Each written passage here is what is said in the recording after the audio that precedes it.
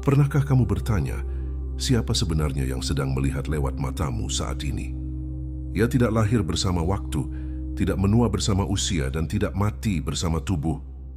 Video ini bukan untuk mengajarimu sesuatu yang baru, tetapi untuk mengingatkanmu akan sesuatu yang sejak awal sudah ada dan tidak pernah pergi darimu.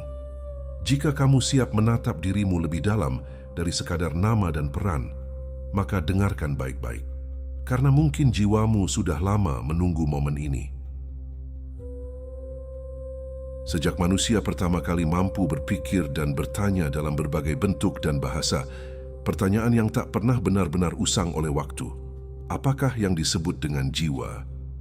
Pertanyaan ini bukan sekadar istilah religius, bukan pula hanya konsep filsafat, melainkan sesuatu yang secara intuitif dirasakan oleh setiap manusia, meski sulit dijelaskan dengan kata-kata.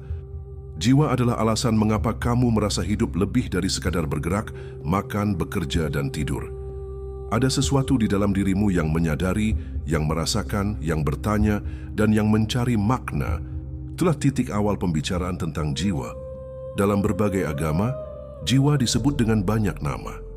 Dalam Islam dikenal sebagai ruh, dalam tradisi Kristen dan Yahudi disebut soul, dalam Hindu dikenal sebagai Atman, dalam Buddha dibahas sebagai kesadaran yang terus mengalir.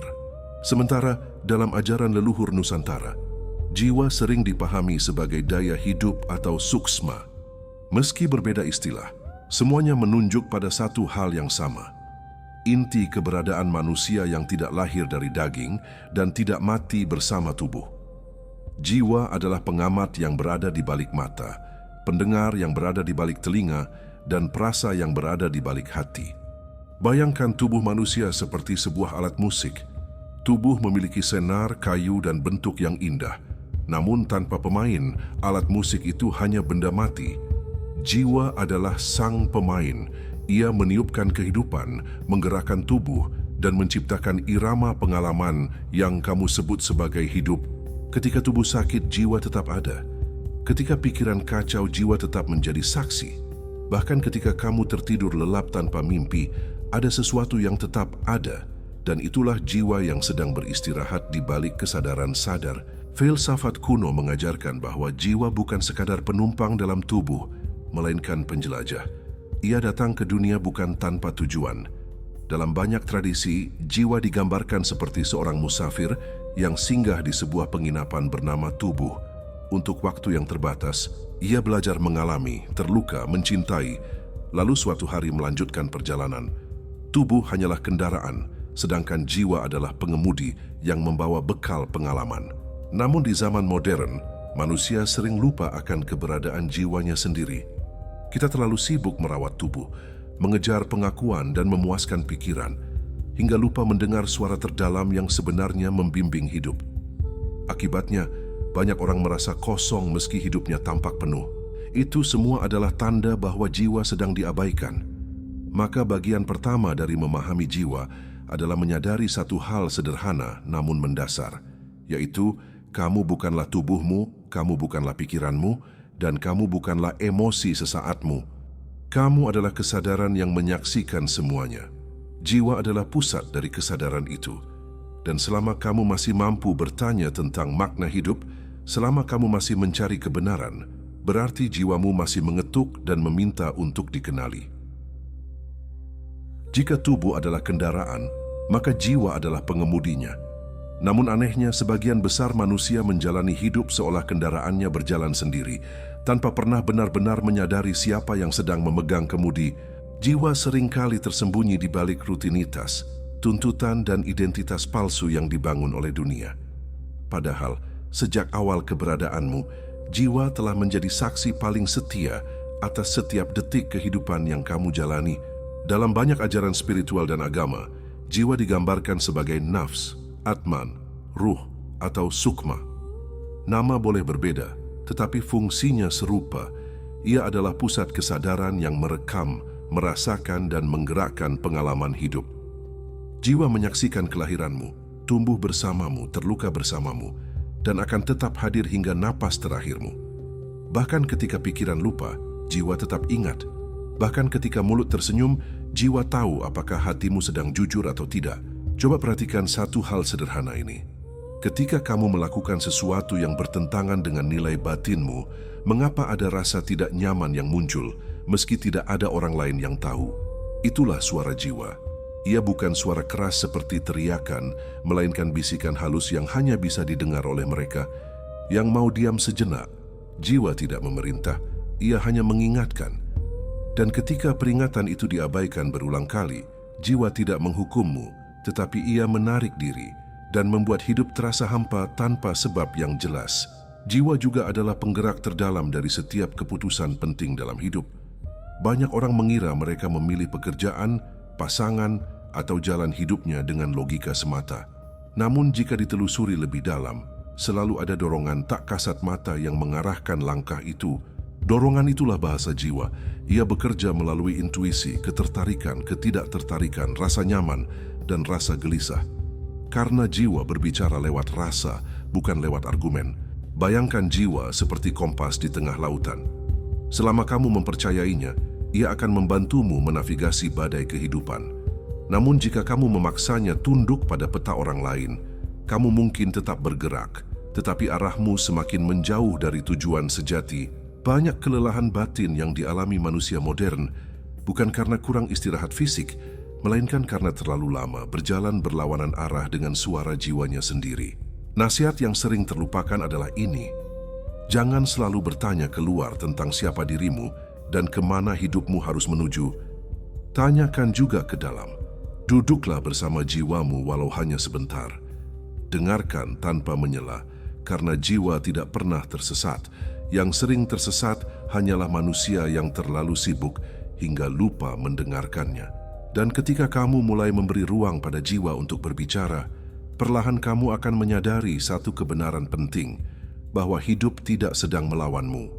Hidup hanya sedang mengajakmu kembali selaras dengan dirimu yang paling dalam. Pada titik ini, kita perlu memahami satu peran jiwa yang sering terlupakan, padahal justru paling dekat dengan keseharian manusia. Jiwa bukan hanya sumber kehidupan, bukan hanya percikan ilahi, tetapi juga saksi paling jujur atas seluruh perjalanan hidupmu. Ia melihat segalanya, bahkan ketika dunia tidak melihat apa-apa.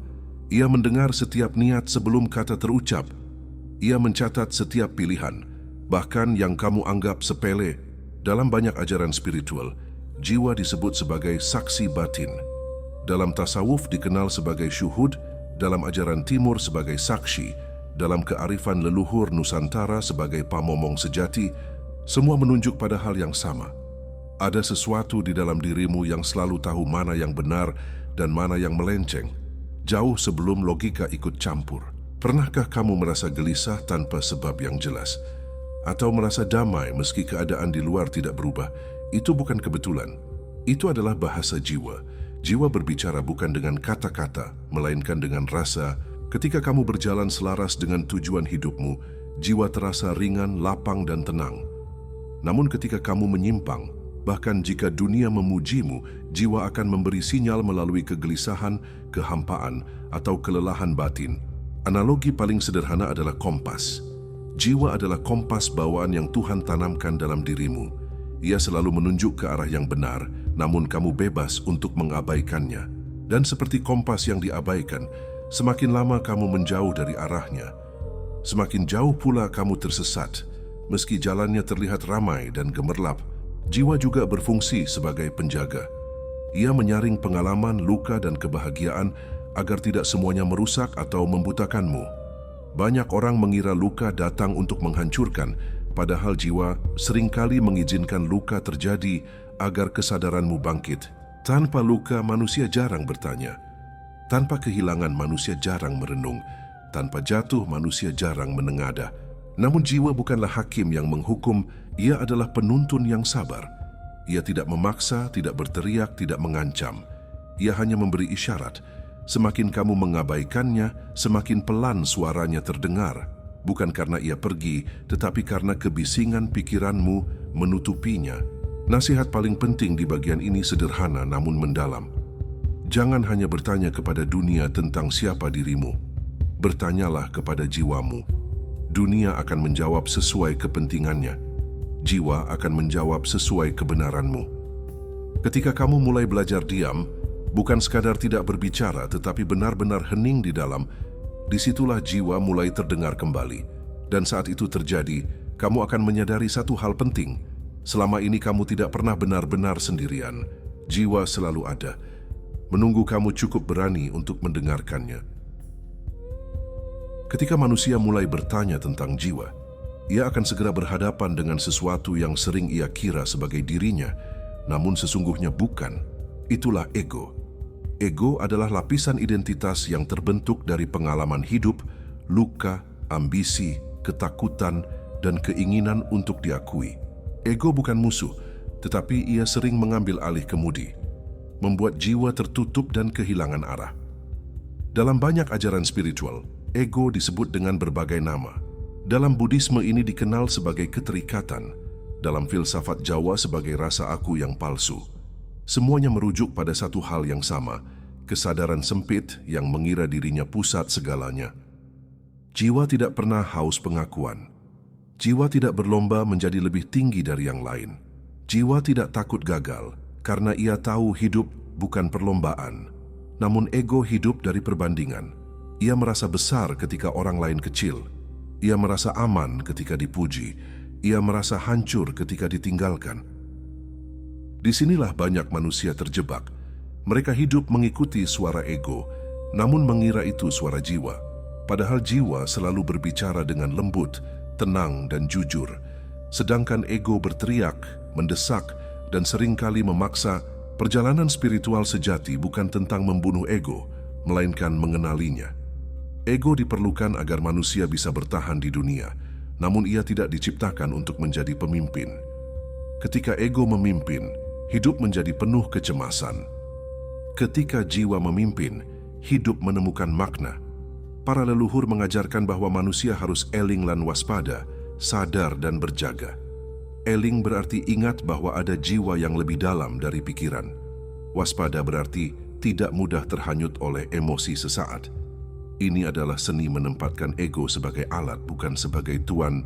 Ketika seseorang mulai menyadari perbedaan antara suara ego dan suara jiwa, hidupnya perlahan berubah. Ia tidak lagi mudah tersinggung. Ia tidak lagi bereaksi berlebihan.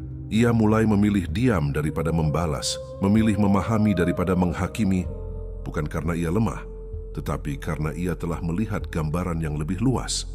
Jiwa selalu mengajak manusia kembali ke keaslian, menjadi diri sendiri tanpa topeng, menjadi jujur tanpa perlu menjelaskan, menjadi tenang tanpa harus menang. Ini adalah tahap penting dalam perjalanan jiwa, karena tanpa melewati pemahaman ini, manusia akan terus berputar dalam konflik yang sama dengan wajah yang berbeda.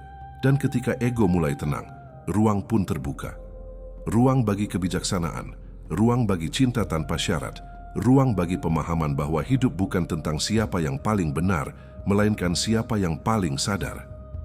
Setelah ego dikenali dan dilunakkan, akan muncul pertanyaan yang lebih dalam. Jika aku bukan pikiranku, bukan emosiku, dan bukan peranku di dunia, lalu siapakah aku sebenarnya? Pertanyaan inilah yang akan membawa kita ke lapisan pemahaman berikutnya. Setelah menelusuri pengertian jiwa dari berbagai sudut pandang, kini kita tiba pada satu kesimpulan, bahwa jiwa bukanlah sesuatu yang jauh, bukan pula sesuatu yang misterius, yang hanya dimiliki oleh orang-orang tertentu. Jiwa adalah inti keberadaanmu. Ia adalah kamu sebelum nama, sebelum peran, sebelum luka, dan sebelum dunia memberi label apapun kepadamu.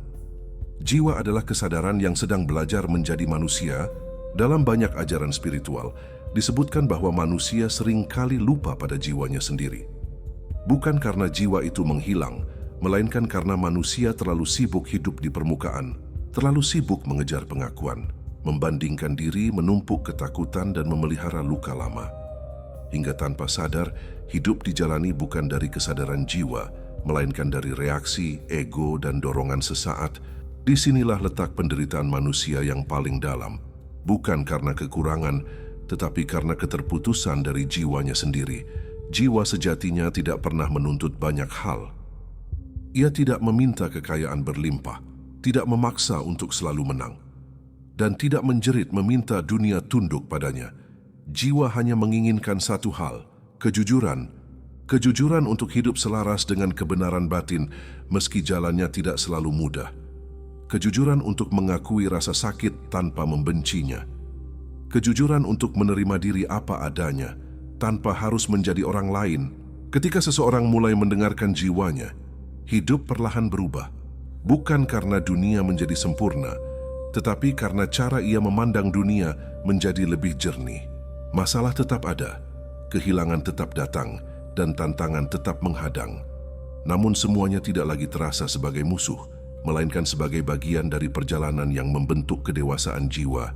Dalam nasihat para leluhur, sering dikatakan bahwa hidup bukan tentang seberapa lama kita bernapas, melainkan seberapa dalam kita menyadari keberadaan kita. Jiwa tumbuh bukan dari kenyamanan, melainkan dari kesadaran. Ia berkembang ketika manusia berani berhenti sejenak, diam dan bertanya dengan jujur pada dirinya sendiri, "Aku hidup sebagai siapa? Apakah aku berjalan sesuai suara jiwaku atau hanya mengikuti kebisingan dunia?" Pertanyaan-pertanyaan ini tidak selalu butuh jawaban cepat. Kadang, jiwa hanya ingin didengarkan. Ia ingin kamu hadir sepenuhnya dalam hidupmu sendiri. Hadir saat tertawa, hadir saat menangis, hadir saat jatuh, dan hadir saat bangkit, karena bagi jiwa, setiap momen adalah ruang belajar, bukan penilaian. Maka jika hari ini kamu merasa lelah tanpa sebab yang jelas, mungkin itu bukan tubuhmu yang lelah, melainkan jiwamu yang rindu didengar.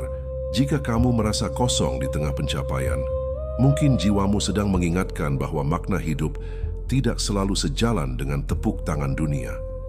Ingatlah hal ini dengan lembut, bahwa kamu bukan manusia yang memiliki jiwa.